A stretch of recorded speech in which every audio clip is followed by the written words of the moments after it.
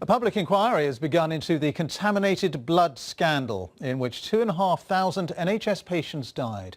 Thousands of people were given blood products infected with hepatitis viruses and HIV in the 1970s and 80s. It's been called the worst treatment disaster in the history of the National Health Service. Daniela Relf reports. They came for answers. The families and victims on whom the contaminated blood scandal has had a devastating impact.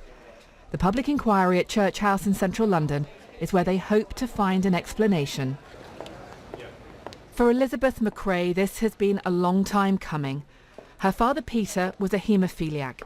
After receiving contaminated blood, he died from AIDS in 1991. Elizabeth was 12 and her sister Kirsty was 9.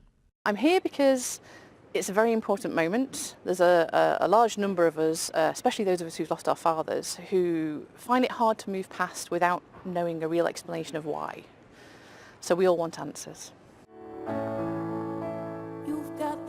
As the inquiry opened, a video was played made by the families and the campaign team.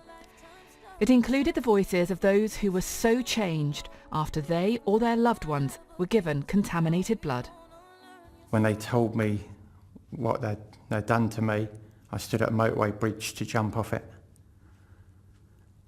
And basically that's been my life ever since. I feel we've been treated very badly. Nobody's listened to us over the years. It's like knocking on a door and it never opening. I feel we've been treated so unfairly by successive governments who've failed to live up to their responsibility of what they've done to us, of what they've done to my family and what they've done to my life.